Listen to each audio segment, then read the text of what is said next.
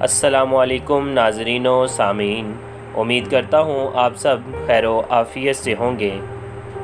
آپ کی خدمت میں عنایت اللہ کے مشہور زمانہ ناول فردوس ابلیس کا ایپیسوڈ نمبر 18 پیش لفظ ہے۔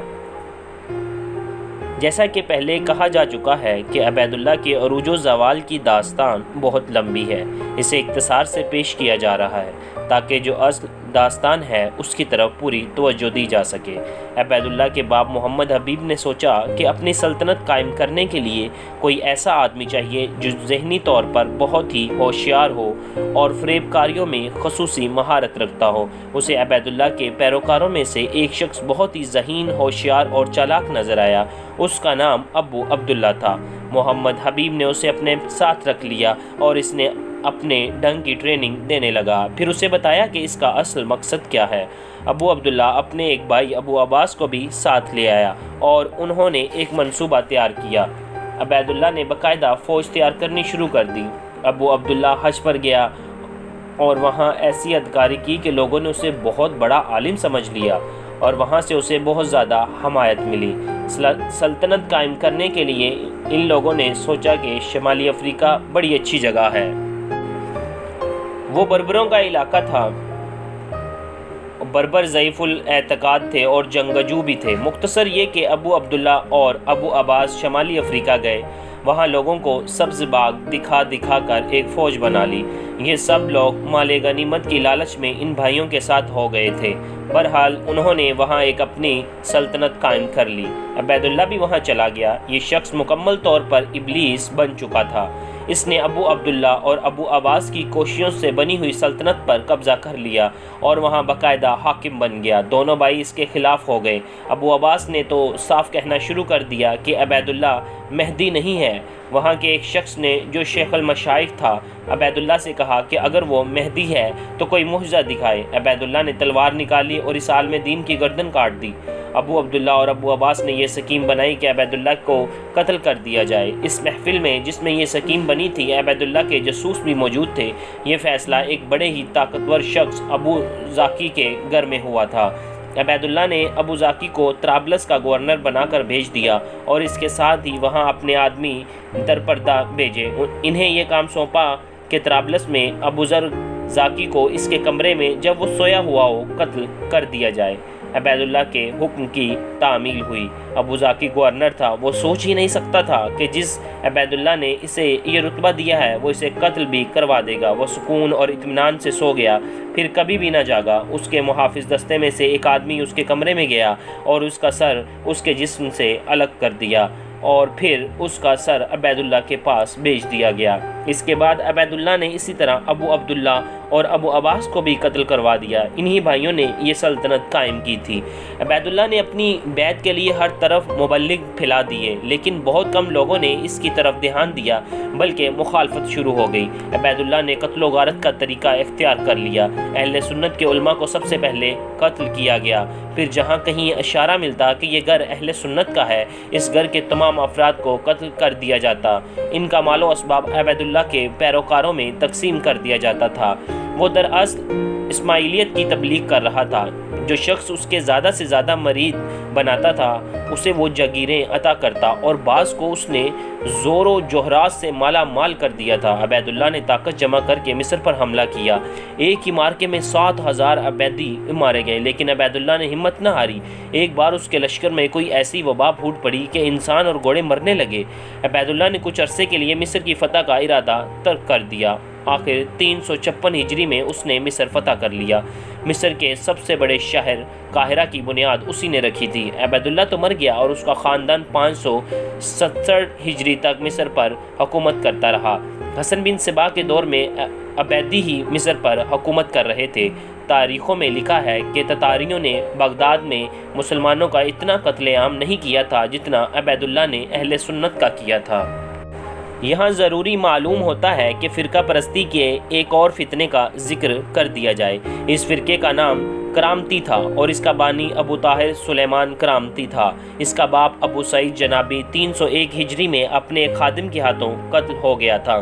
ابو طاہر کرامتی بھائیوں میں چھوٹا تھا۔ اس میں حسن بن صبا والے اوصاف موجود تھے۔ اس نے اپنے بڑے بھائی سعید پر ایسے ظلم و ستم کیے کہ اسے ذہنی اور جسمانی لحاظ سے مفلوج کر دیا اور خود باپ کا جانشین بن گیا۔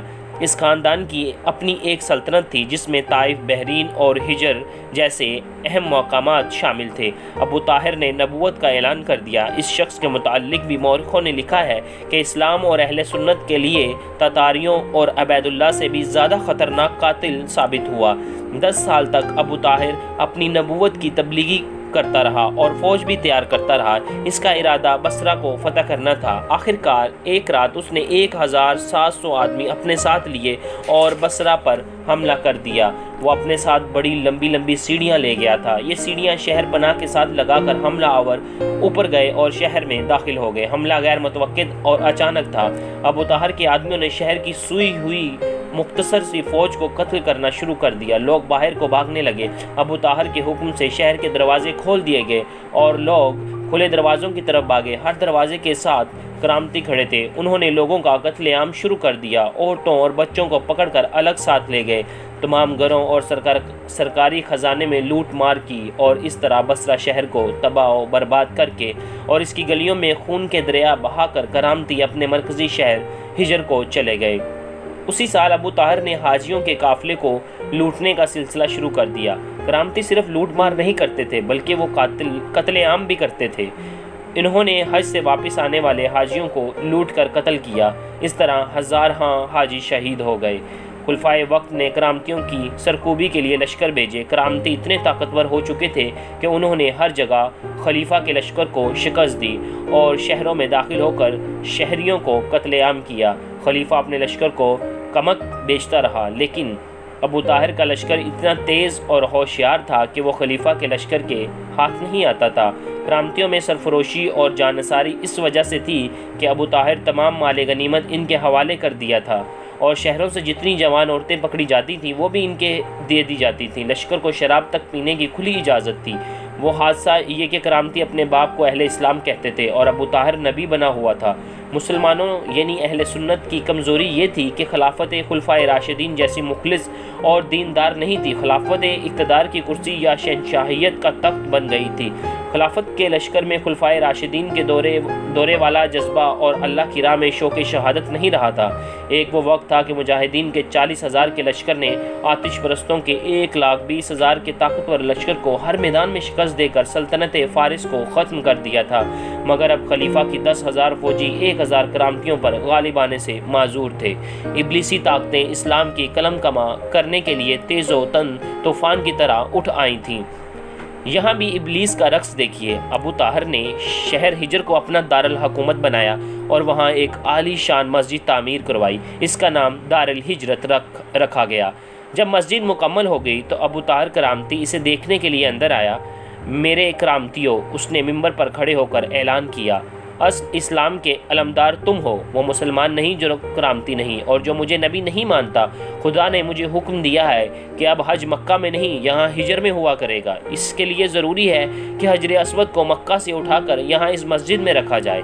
ہم تیرے شیدائی ہیں۔ ایک آدمی نے اٹھ کر کہا، ہمیں یہ بتا کہ وہ پتھر جسے ہم حجر اسود کہتے ہیں یہاں کس طرح لایا جائے گا؟ اہل سنت ہمیں یہ پتھر اٹھانے کی ہمت نہیں کرنے دیں گے، پھر ہم کیا کریں گے؟ کیا تمہاری تلواریں کند ہو گئی ہیں؟ ابو طاہر نے کہا، ہم نے کہاں اہل سنت کا خون نہیں بہایا۔ کیا تم خانہ کعبہ میں ان منکروں کا خون بہانے سے گریز کرو گے؟